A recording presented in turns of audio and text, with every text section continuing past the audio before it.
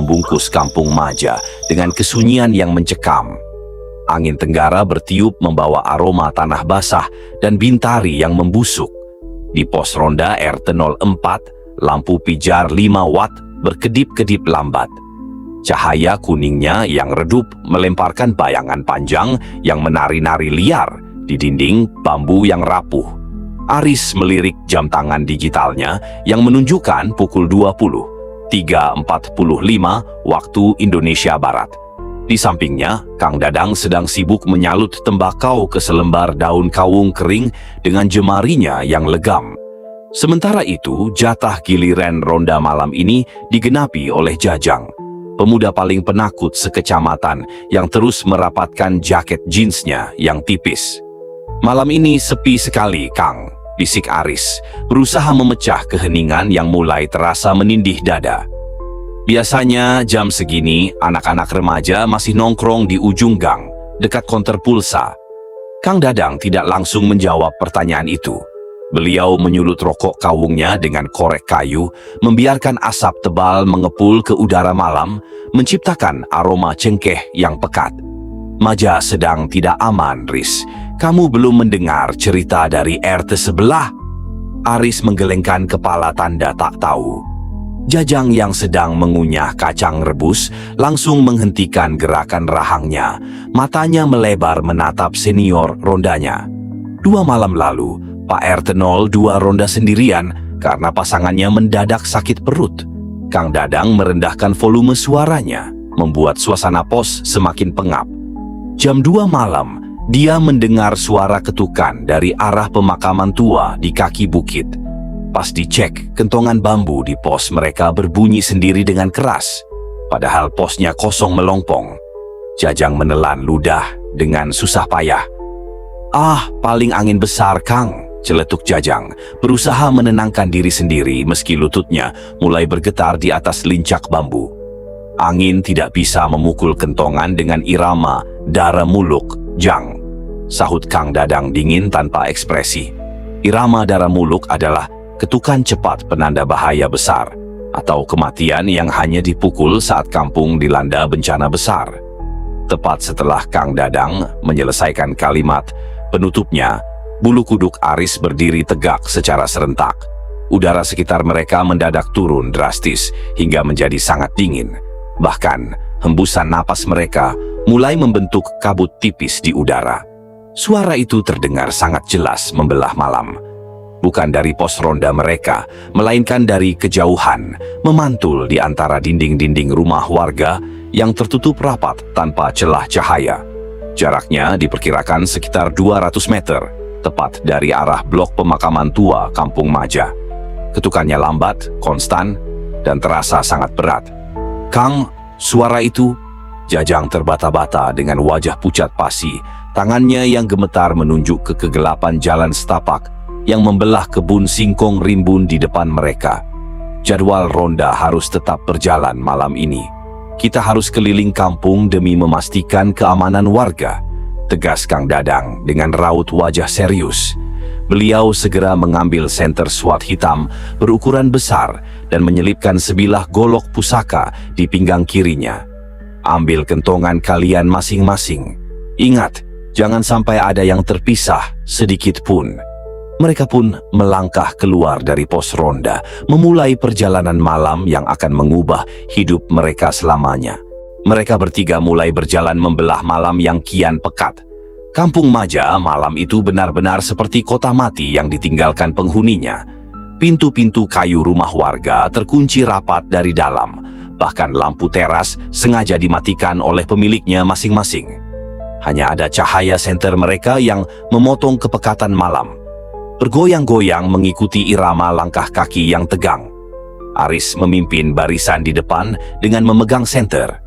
Setiap langkahnya terasa sangat berat, seolah-olah tanah berlumpur di bawahnya berubah menjadi lem yang berusaha menahan kakinya agar tidak melangkah lebih jauh ke dalam kegelapan. Di sebelah kiri mereka adalah hamparan kebun singkong yang rimbun dengan daun-daun menjari yang tampak seperti ratusan tangan hitam. Sementara di sebelah kanan adalah deretan rumah tua semi permanen yang sepi. Suara ketukan misterius itu kini terdengar jauh lebih dekat dari sebelumnya. Kali ini ritmenya berubah drastis, dari lambat menjadi sangat cepat dan tak beraturan. Itu isyarat ada maling masuk kampung, bisik Aris secara spontan sembari mempercepat langkah kakinya. Bukan, jawab Kang Dadang yang berjalan di posisi paling belakang untuk menjaga barisan. Dengarkan baik-baik dengan telingamu. Ketukannya bergaung dari arah atas, bukan dari bawah tanah. Aris menghentikan langkahnya, lalu perlahan mengarahkan lampu senternya ke atas langit-langit malam, menyorot dahan-dahan pohon melinjo tua yang menjulang tinggi di tepi jalan setapak. Daun-daunnya dia membeku, tidak bergerak sama sekali karena memang tidak ada angin bertiup. Namun, di salah satu dahan besar yang meliuk rendah ke arah jalan, Aris melihat sesuatu yang sangat ganjil. Sebuah kain putih kumal penuh noda tanah, terikat erat pada dahan pohon melinjo, menjuntai ke bawah seperti ayunan runtuh. Kain itu bergoyang pelan secara misterius. "Jang sentor ke arah kain itu," perintah Aris dengan suara yang bergetar hebat karena rasa takut yang mulai menjalar. Jajang mengarahkan senternya dengan tangan gemetar.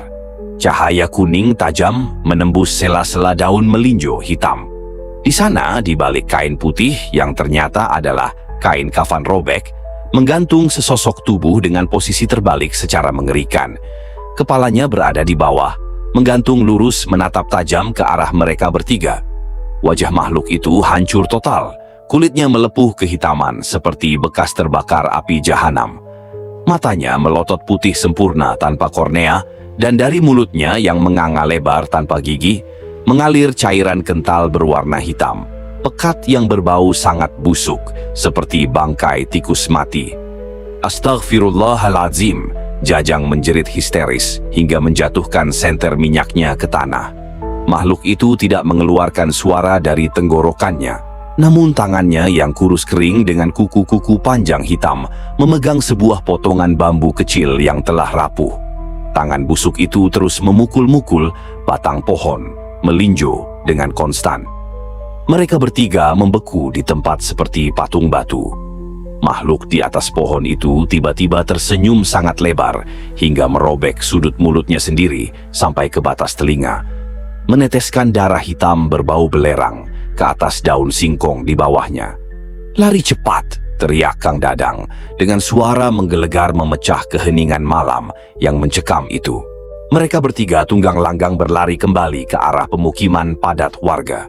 Derap langkah kaki mereka beradu keras dengan tanah basah, menciptakan suara kepakan yang panik. Jajang berlari paling depan karena ketakutan yang luar biasa telah memberinya kekuatan ekstra untuk melompat menghindari rintangan batu. Aris menyusul tepat di belakangnya dengan napas yang memburu, sementara Kang Dadang tetap menjaga bagian ekor barisan dengan golok yang sudah telanjang dari sarungnya. Namun, ada yang aneh dengan geografi kampung mereka malam itu. Kampung Maja yang sudah mereka tinggali selama puluhan tahun mendadak berubah menjadi sebuah labirin raksasa yang membingungkan. Jalan setapak yang seharusnya lurus berujung ke bangunan mushola tua, kini berputar-putar tanpa ujung. Setiap kali mereka berbelok di tikungan yang sama, mereka selalu kembali ke bawah pohon melinjo, tempat makhluk kafan itu menggantung terbalik. "Kita diroro dan makhluk halus, kita diputar-putar di dimensi mereka," teriak Kang Dadang dengan napas yang mulai terengah-engah karena faktor usia. "Bagaimana ini, Kang? Jalan keluar menuju jalan utama kabupaten ditutup oleh kabut hitam pekat." Aris panik luar biasa ketika menyadari lampu senternya mulai berkedip-kedip, meredup secara misterius, pertanda baterainya dihisap oleh energi gaib di sekitar tempat itu.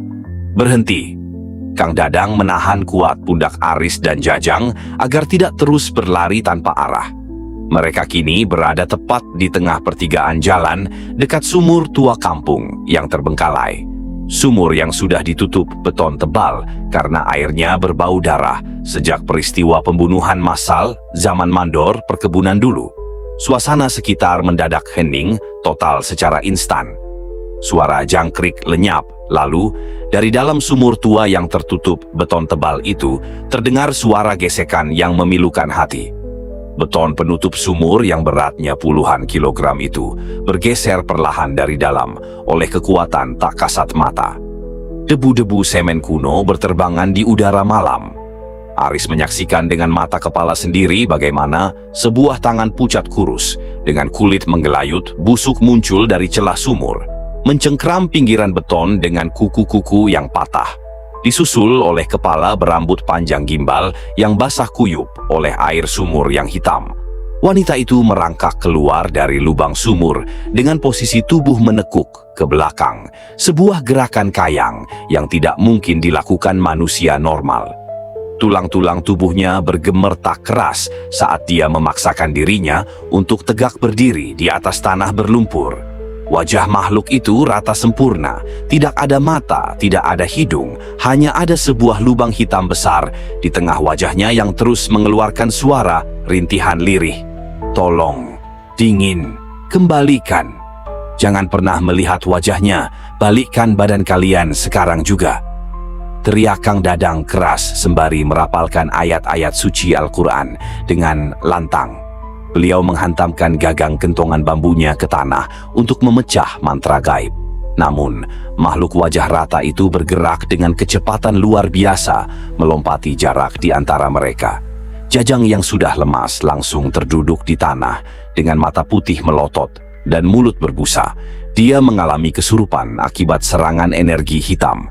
Kang Dadang tidak tinggal diam.